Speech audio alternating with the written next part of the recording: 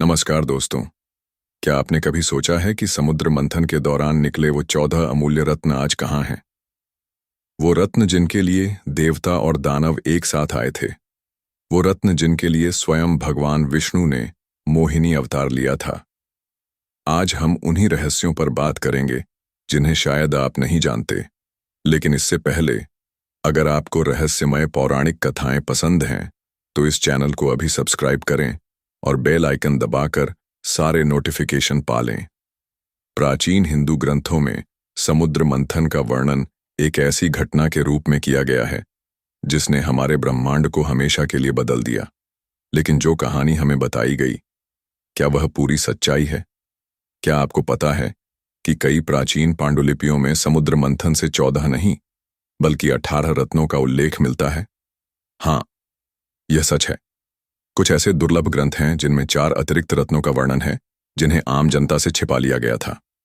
आपने हमेशा सुना होगा कि लक्ष्मी, कौस्तुभ मणि, पारिजात, वारुणी, चंद्रमा, कामधेनु, उच्चैःश्रवा, ऐरावत, कल्पवृक्ष, धन्वंतरी, हलाहल, शंख, रत्न और अमृत, ये 14 रत्न समुद्र मंथन से निकले थे। लेकिन आपको शायद यह नहीं पता कि इनमें से कई रत्न आज भी धरती पर मौजूद हैं और कुछ ऐसी जगहों पर छिपे हुए हैं जहां आप कभी सोच भी नहीं सकते। मेरे पास ऐसे साक्ष्य हैं जो बताते हैं कि कौस्तुभ मणि, जिसे विष्णु के वक्ष पर धारण किया गया माना जाता है, वह वास्तव में एक वास्तविक रत्न था जिसे बाद में विभिन्न राजवंशों द्वारा अपने पास रखा गया। प्राचीन भारतीय इतिहास के गहन अध्ययन से पता चलता है कि मौर्य साम्राज्य के पतन के बाद यह मणिगुप्त राजवंश के हाथों में आ गई थी। और आज की बात करें तो कई विशेषज्ञों का मानना है कि यह रत्न वर्तमान में ब्रिटिश क्राउन ज्वेल्स का हिस्सा है, जिसे औपनिवेशिक काल के दौरान भारत से लूट लिया गया था। अब बात करते हैं कल्पवृक्ष की, जिसे इच्छा पूर्ति करने वाला वृक्ष कहा जाता है। क्या आप जानते हैं कि तिब्बत के एक दुर्गम क्षेत्र में ऐसा एक पेड़ है जिसके बारे में स्थानीय लोग कहते हैं कि वह किसी भी इच्छा को पूरा कर सकता है? कई बौद्ध भिक्षुओं ने इस पेड़ के अस्तित्व की पुष्टि की है, लेकिन सरकारी अधिकारियों ने इसके बारे में जानकारी को हमेशा दबाया है। क्यों? क्योंकि अगर यह जानकारी आम हो जाए तो इससे दुनिया की अर्थव्यवस्था तबाह हो सकती है। समुद्र मंथन से निकले विष हलाहल के बारे में तो सभी जानते हैं कि भगवान शिव ने इसे अपने कंठ में धारण किया था, जिससे उनका कंठ नीला पड़ गया और वे नीलकंठ कहलाए। लेकिन क्या आपको पता है कि इस विष का एक हिस्सा धरती पर भी गिरा था? हिमालय की कुछ गुफाओं में ऐसे विषैले पदार्थ पाए गए हैं जिनका वैज्ञानिक विश्लेषण करने पर पता चला है कि वे किसी भी ज्ञात रासायनिक तत्व से मेल नहीं खाते। कई वैज्ञानिकों का मानना है कि ये हलाहल विष के अवशेष हो सकते हैं। और अमृत की बात करें तो इसका इतिहास सबसे रहस्यमय है। कहा जाता है कि अमृत पीने से देवता अमर हो गए थे। लेकिन क्या आपको पता है कि अमृत का एक कलश आज भी धरती पर मौजूद है? कई गुप्त दस्तावेजों में उल्लेख मिलता है कि तिरुपति बालाजी मंदिर के गर्भगृह में एक गुप्त कक्ष है जहां इस अमृत कलश को रखा गया है। हर 12 साल में एक बार मंदिर के कुछ चुनिंदा पुजारी इस कक्ष में प्रवेश करते हैं और एक विशेष अनुष्ठान करते हैं।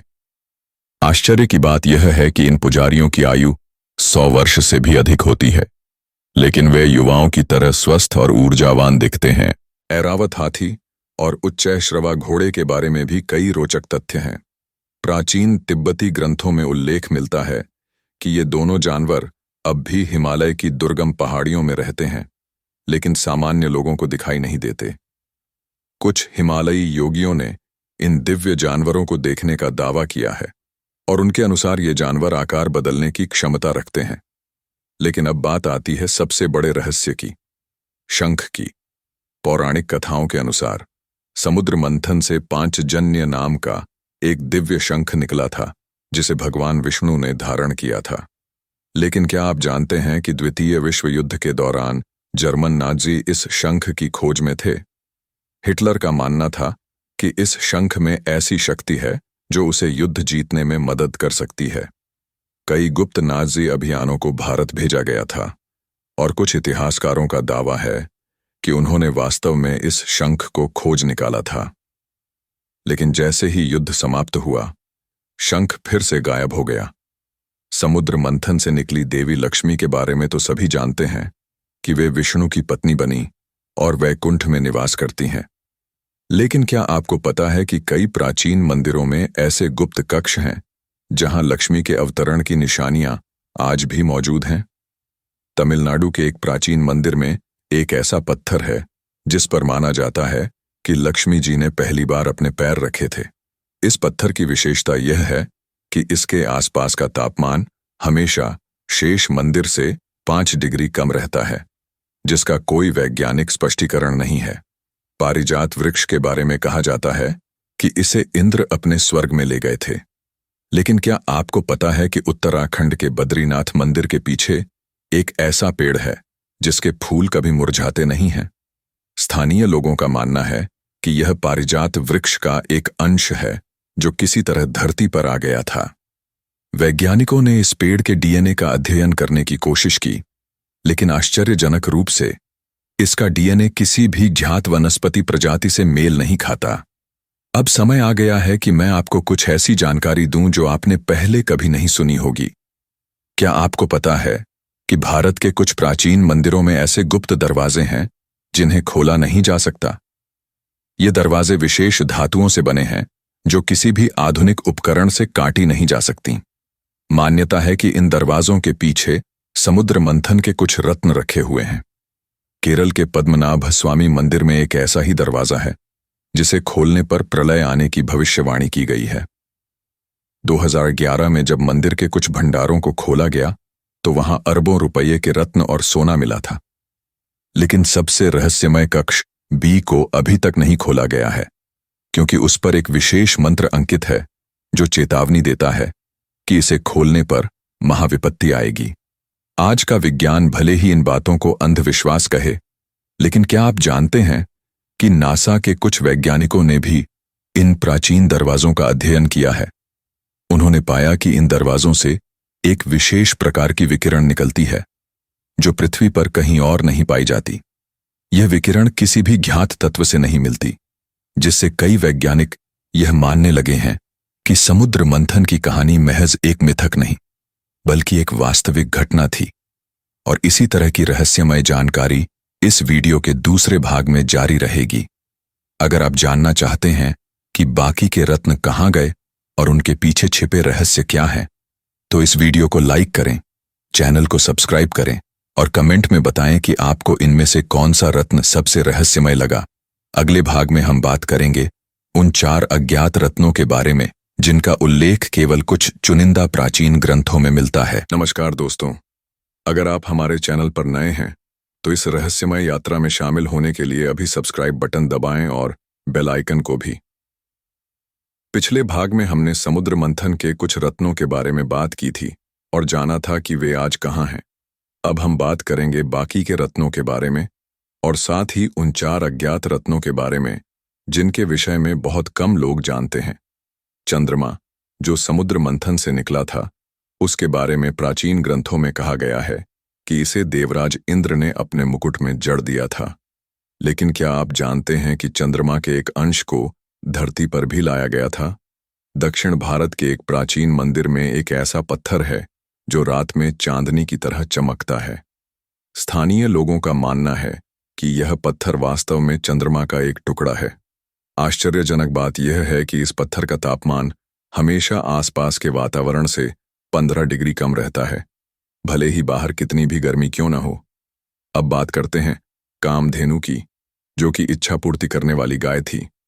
पौराणिक कथाओं के अनुसार कामधेनु को ऋषि वशिष्ठ ने अपने आश्रम में रखा था, लेकिन कामधेनु के वंशज आज भी मौजूद हैं। भारत के कुछ हिस्सों में गिर नामक एक विशेष गाय प्रजाति पाई जाती है, जिसका दूध सामान्य गायों से अलग होता है। इस दूध में कुछ ऐसे प्रोटीन पाए जाते हैं जो दुनिया की किसी भी अन्य गाय में नहीं मिलते। कई आयुर्वेदिक विशेषज्ञों का मानना है कि ये गायें वास्तव में कामधेनु के वंशज हैं। धन्वंतरी, जो अमृत कलश लेकर प्रकट हुए थे, वे आयुर्वेद के जनक माने जाते हैं। लेकिन क्या आपको पता है कि धन्वंतरी द्वारा लिखी गई एक गुप्त पुस्तक है जिसमें ऐसे औषधीय फॉर्मूले हैं जो किसी भी बीमारी का इलाज कर सकते हैं? इस पुस्तक को मृत संजीवनी कहा जाता है और इसे केरल के एक प्राचीन मंदिर में संरक्षित किया गया है। केवल कुछ चुनिंदा आयुर्वेदिक विशेषज्ञों को ही इस पुस्तक को देखने की अनुमति है और उन्होंने भी इसकी जानकारी को गुप्त रखने की शपथ ली है। क्यों? क्योंकि इसमें ऐसे फॉर्मूले हैं जो आधुनिक फार्मास्यूटिकल उद्योग को तबाह कर सकते हैं। वारुणी, जिसे मदिरा की देवी भी कहा जाता है, के बारे में कहा जाता है कि वह समुद्र की गहराइयों में रहती है। लेकिन क्या आपको पता है कि भारत के पश्चिमी तट पर ऐसे स्थान हैं जहां समुद्र का पानी कभी कभी मीठा हो जाता है? मछुआरों का कहना है कि जब पूर्णिमा की रात होती है और समुद्र शांत होता है तो कुछ विशेष स्थानों पर पानी का स्वाद मदिरा जैसा हो जाता है। वैज्ञानिकों ने इस घटना का कोई ठोस कारण नहीं बताया है, लेकिन स्थानीय लोगों का मानना है कि यह वारुणी का प्रभाव है। और अब आते हैं उन 4 अज्ञात रत्नों की बात पर जिनके बारे में बहुत कम लोग जानते हैं। प्राचीन गुप्त ग्रंथों में इन रत्नों का उल्लेख मिलता है, लेकिन इन्हें आम ग्रंथों से हटा दिया गया था। ये 4 रत्न हैं: त्रिनेत्र, तीसरा नेत्र, अक्षय पात्र, कभी न खाली होने वाला बर्तन, माया दर्पण, भ्रम पैदा करने वाला दर्पण, और काल चक्र, समय यंत्र। त्रिनेत्र एक ऐसा रत्न था जिसे धारण करने वाला व्यक्ति भूत, वर्तमान और भविष्य तीनों काल देख सकता था। कहा जाता है कि इस रत्न को भगवान शिव ने अपने माथे पर धारण किया था और यही उनका तीसरा नेत्र बना। लेकिन क्या आपको पता है कि इस रत्न का एक छोटा टुकड़ा आज भी मौजूद है? तिब्बत के एक गुप्त मठ में कुछ चुनिंदा लामाओं के पास एक छोटा सा क्रिस्टल है जिसे वे भविष्य दृष्टि रत्न कहते हैं। इन लामाओं का दावा है कि इस क्रिस्टल के माध्यम से वे भविष्य की झलक देख सकते हैं। आश्चर्यजनक रूप से इन लामाओं की कई भविष्यवाणियां सही साबित हुई हैं, जिसमें 2004 की सुनामी और 2008 के आर्थिक संकट की भविष्यवाणी भी शामिल है। अक्षय पात्र, जिसे कभी न खाली होने वाला बर्तन कहा जाता है, की कहानी महाभारत में भी मिलती है। कहा जाता है कि इस पात्र में जितना भी भोजन परोसा जाए वह कभी खत्म नहीं होता था। पांडवों के वनवास के दौरान सूर्यदेव ने द्रौपदी को यह पात्र दिया था। लेकिन क्या आपको पता है कि ऐसा ही एक पात्र अभी भी अस्तित्व में है? हिमाचल प्रदेश के एक छोटे से गांव में एक प्राचीन मंदिर में एक पीतल का बर्तन है जिसमें हर दिन केवल 1 मुट्ठी चावल पकाया जाता है, लेकिन उससे सैकड़ों लोगों का पेट भर जाता है। वैज्ञानिकों ने इस घटना का अध्ययन करने की कोशिश की है, लेकिन वे कोई ठोस व्याख्या नहीं दे पाए हैं। माया दर्पण एक ऐसा दर्पण था जो भ्रम पैदा कर सकता था। इसे देखने वाला व्यक्ति अपने आप को वैसा ही देखता था जैसा वह चाहता था, न कि जैसा वह वास्तव में था। इस दर्पण का उपयोग युद्ध में शत्रुओं को भ्रमित करने के लिए किया जाता था। कहा जाता है कि इस दर्पण को रावण ने अपने पास रखा था और इसी के कारण वह अपने आप को इतना शक्तिशाली समझता था। लेकिन रावण की मृत्यु के बाद यह दर्पण कहाँ गया? कुछ इतिहासकारों का मानना है कि यह दर्पण वास्तव में श्रीलंका के एक गुप्त स्थान पर छिपा हुआ है। श्रीलंका के एक प्राचीन मंदिर में एक ऐसा कमरा है जहां लोगों को अजीब दृश्य दिखाई देते हैं। कभी वे अपने आप को बहुत युवा देखते हैं तो कभी बहुत बूढ़ा। क्या यह माया दर्पण का प्रभाव हो सकता है? और अंतिम अज्ञात रत्न है कालचक्र, जिसे समय यंत्र भी कहा जाता है। इस यंत्र के माध्यम से समय में यात्रा की जा सकती थी। कहा जाता है कि इस यंत्र को ब्रह्मा ने अपने पास रखा था, लेकिन बाद में इसे सुरक्षित रखने के लिए धरती पर भेज दिया गया था। और यहां आता है सबसे चौंकाने वाला तथ्य। कर्नाटक के हम्पी में स्थित विरूपाक्ष मंदिर में एक ऐसा यंत्र है जिसे त्रिकाल घड़ी कहा जाता है। यह घड़ी न केवल वर्तमान समय दिखाती है, बल्कि भूत और भविष्य का समय भी दिखाती है। मंदिर के पुजारियों का कहना है कि यह घड़ी वास्तव में काल चक्र का एक हिस्सा है। लेकिन इन सभी रहस्यों से भी बड़ा रहस्य यह है कि क्यों इन रत्नों की जानकारी को आम जनता से छिपाया गया। क्यों कुछ विशेष शक्तियां नहीं चाहती कि लोग इन रत्नों के बारे में जानें? क्या इसलिए कि इन रत्नों में वह शक्ति है जो मानव जाति के इतिहास को बदल सकती है? कई षड्यंत्र सिद्धांतकारों का मानना है कि विश्व की प्रमुख शक्तियां अमेरिका, रूस, चीन और भारत सभी गुप्त रूप से इन रत्नों की खोज में लगे हुए हैं। इसलिए ही भारत के कई प्राचीन मंदिरों को विशेष सुरक्षा प्रदान की गई है और कई गुप्त कक्षों को आम जनता के लिए बंद कर दिया गया है। क्या यह संयोग है कि जिन स्थानों पर इन रत्नों के होने की संभावना है, वहां अक्सर प्राचीन स्मारकों के संरक्षण के नाम पर खुदाई पर प्रतिबंध लगा दिया जाता है? और अब आते हैं सबसे चौंकाने वाली बात पर।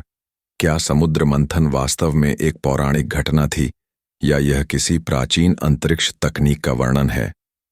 कई प्राचीन अंतरिक्ष सिद्धांतकारों का मानना है कि समुद्र मंथन वास्तव में एक प्राचीन अंतरिक्ष तकनीक थी जिसके माध्यम से विभिन्न प्रकार के ऊर्जा स्रोतों का निर्माण किया गया था। मंदरावल पर्वत वास्तव में एक विशाल यंत्र था और क्षीर सागर एक प्रकार का ऊर्जा क्षेत्र था। इस तकनीक के माध्यम से ही वे 14 या 18 रत्न बनाए गए थे जो वास्तव में अत्याधुनिक तकनीकी उपकरण थे। इस सिद्धांत को समर्थन देने वाले लोगों का कहना है कि इसीलिए इन रत्नों में ऐसी अद्भुत शक्तियां थीं। अमृतत्व देने वाला अमृत, इच्छा पूर्ति करने वाला कल्पवृक्ष, समय यात्रा करने वाला कालचक्र, ये सब वास्तव में अत्याधुनिक तकनीकी उपकरण थे जिन्हें पौराणिक कथाओं के रूप में वर्णित किया गया था, क्योंकि उस समय के लोग इतनी उन्नत तकनीक को समझ नहीं सकते थे। और अगर यह सिद्धांत सही है तो इसका मतलब है कि हमारे प्राचीन पूर्वजों के पास वह तकनीक थी जो आज की तकनीक से भी कहीं अधिक उन्नत थी। और शायद इसीलिए दुनिया की प्रमुख शक्तियां इन रत्नों की खोज में लगी हुई हैं, क्योंकि वे इस प्राचीन तकनीक को हासिल करना चाहती हैं। लेकिन क्या ये रत्न वास्तव में इतने शक्तिशाली हैं? क्या इनमें वह शक्ति है जो मानव जाति के भविष्य को बदल सकती है? और अगर ऐसा है तो क्या ये रत्न सही हाथों में है? ये सवाल आज भी अनुत्तरित हैं। हो सकता है कि हम कभी इन सवालों के जवाब न जान पाएं, लेकिन एक बात निश्चित है, समुद्र मंथन और उससे निकले 14 या 18 रत्न हमारे इतिहास के सबसे बड़े रहस्यों में से एक हैं और शायद हमेशा ही रहेंगे। मेरा मानना है कि इन रत्नों के रहस्य का पता लगाना बहुत महत्वपूर्ण है, न केवल इसलिए कि इनमें अद्भुत शक्तियां हैं, बल्कि इसलिए भी कि इनसे हमें अपने प्राचीन इतिहास और अपनी सभ्यता की उत्पत्ति के बारे में बहुत कुछ पता चल सकता है। क्या हमारे पूर्वज वास्तव में इतने उन्नत थे? क्या वे अंतरिक्ष तकनीक जानते थे? क्या उन्होंने वास्तव में समय यात्रा की थी? ये सवाल हमारे अस्तित्व के मूल प्रश्नों से जुड़े हैं।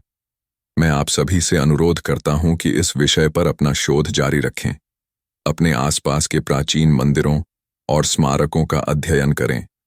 हो सकता है कि आप भी इन रत्नों के बारे में कोई नई जानकारी खोज लें, और अगर आपको कुछ मिले तो हमारे साथ जरूर साझा करें। इस रहस्यमय यात्रा में हमारे साथ बने रहने के लिए धन्यवाद।